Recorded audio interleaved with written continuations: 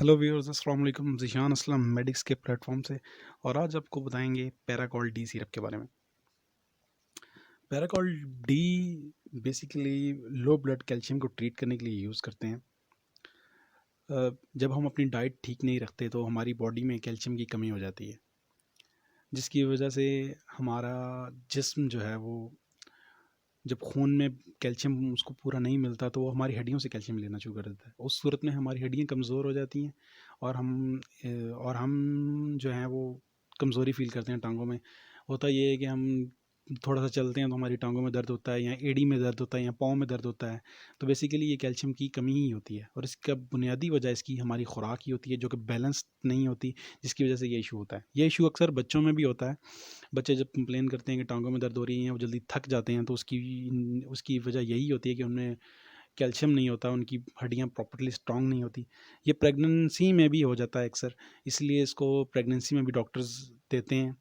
Pregnant औरतों को इसकी टैबलेट्स भी हैं, वो भी दी जाती हैं।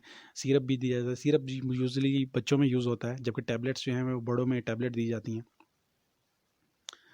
पैराकॉल डी सिरप हमारी बॉडी में न सिर्फ कैल्शियम को, बल्कि विटामिन डी को बेसिकली पूरा करता है।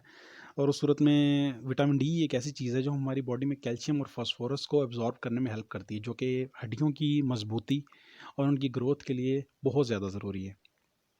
साथ ही साथ इसमें फास्फोरस और मैग्नीशियम भी है। ये सारी चीज़ें सारी सारी चीज़ें हमारी हड्डियों के लिए बहुत ज़्यादा मजबूत हैं।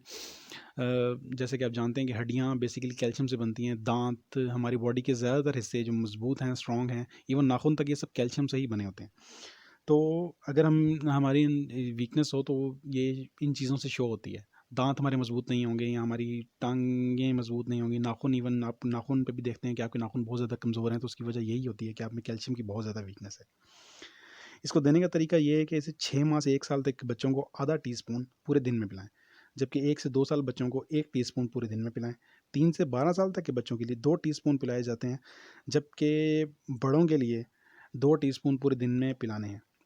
इसके जो कॉमन साइड इफ़ेक्ट्स हैं उसमें आपको कब्ज़ रहती है, या आपको मैदे का इशू रहता है, मैदा आपका अपसेट हो सकता है। ये ऐसे इश्यूज़ हैं जो ज़्यादा ऐसा यूज़ करने से, मेडिसिन इसको यूज़ करने से हो जाते हैं। डॉक ये हर पेशेंट में तकरीबन इस मेडिसिन को देने के बाद देखे जाते हैं। याद रखें कि अगर आपको डॉक्टर ने ये मेडिसिन दी है तो यकीनन वो ये सोच के दे रहे हैं आपको मेडिसिन के इसके फ़ायदे आपको ज़्यादा हैं, जबकि साइड इफ़ेक्ट उस तरह आपकी बॉडी के लिए इसका फ़ायदा ज़्यादा है, नुकसान कम है। तो इसीलिए आपको उस सूरत में दिया जा रहा है।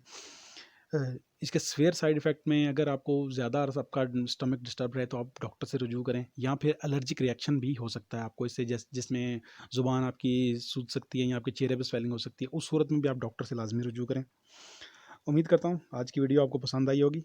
ऐसी मज़ीद वीडियोज़ को देखने के लिए मेरे चैनल को सब्सक्राइब करें। अगर आपका कोई सवाल हो इससे रिलेटेड तो कमेंट में ज़रूर लिखिएगा, मैं कोशिश करूँगा कि उसका जवाब दूँ।